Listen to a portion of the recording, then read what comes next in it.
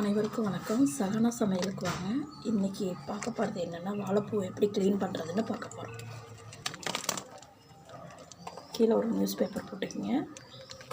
இந்த தண்டையை மட்டும் தனித்தனியாக எடுத்துருங்க.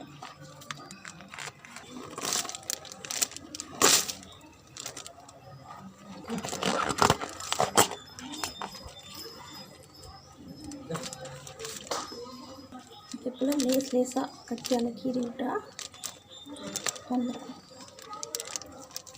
இந்த மாடல் வரலன்னா லைட்டாக கத்தியால் கட் பண்ணி விட்டுருக்கணும். இப்படி கத்தியால் கட் பண்ணி விட்டுக்கிட்டிங்கன்னா நம்ம எடுக்கிறதுக்கு ஈஸியாக இருக்கும்.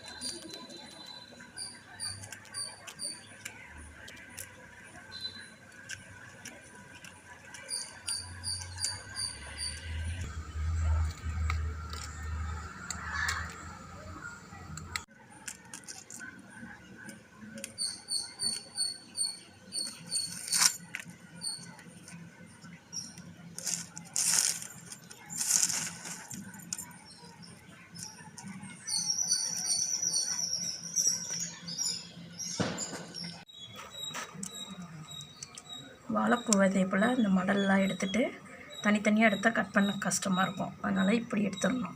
இப்படி எடுத்துட்டால் நமக்கு கட் பண்ணுறதுக்கு ஈஸியாக இருக்கும். வாழைப்பூ க்ளீன் பண்ணுறதுக்காகவே நம்ம அதிகபட்சம் சமைக்க மாட்டோம் எடுத்து வாங்கி. ஆனால் இந்த அளவுக்கு நீங்கள் யூஸ் பண்ணி பார்த்தீங்கன்னா இதே போல் ட்ரை பண்ணி பாருங்கள். நீங்கள் அடிக்கடி வாழைப்பூ சமைப்பீங்க. இதில் இருக்கிற நரம்பெல்லாம் இருக்கு இல்லையா, அதை மட்டும் எடுத்தால் போதும்.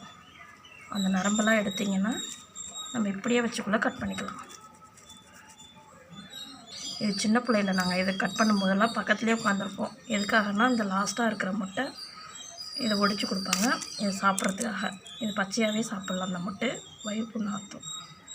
இப்போ நம்ம இதை எப்படி கட் பண்ணுறதுன்னு பார்க்கலாம். இதே போல் இந்த நரம்பெல்லாம் ஃபுல்லாக எடுத்துகிட்டு நம்ம கட் பண்ண ஆரம்பிக்கலாம்.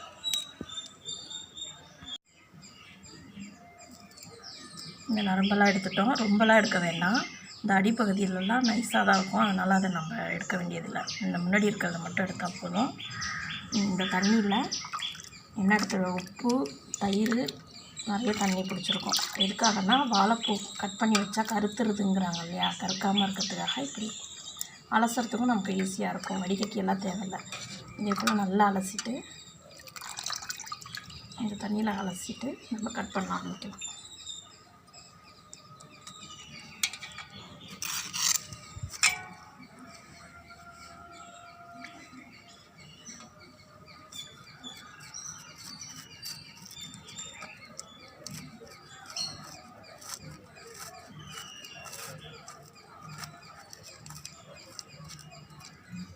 பொடுசு பொடுசாக இப்படியே கட் பண்ணிக்கலாம்.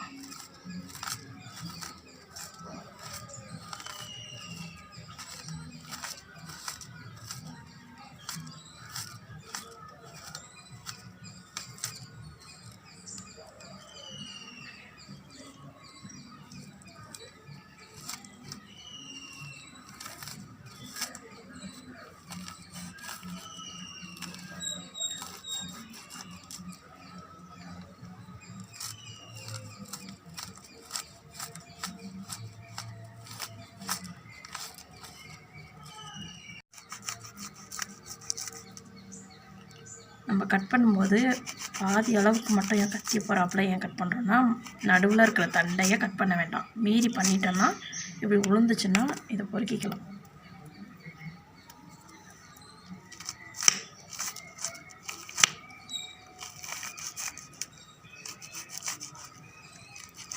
நம்ம ஒன்று ஒன்றா பிடிச்சி நைஸாக கட் பண்ணால் ரொம்ப லேட்டாகும்.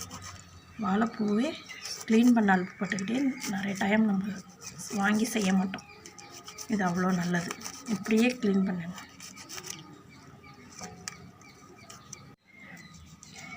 இதே போல் சுற்றி கட் பண்ணதுக்கப்புறம் நமக்கு நடுவில் இந்த தண்டு கடிச்சிரும். இந்த தண்டு கடிச்சிருச்சுன்னா நம்ம இதிலே வச்சு கட் பண்ணுறதால சீக்கிரமாக வாழைப்பூ க்ளீன் பண்ணிவிடுவோம்.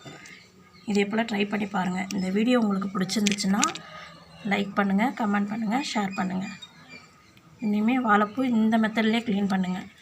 இது கட் பண்ணிவிட்ட அப்புறம் இந்த மோர் தண்ணியில் போட்டிங்கன்னா அந்த துவப்பை எடுக்கும். துவப்பை எடுத்துட்டு சுத்தமாக இருக்கும். எத்தனை நாள் வேணாலும் மூடி வச்சுருந்தாலும் கருக்காது.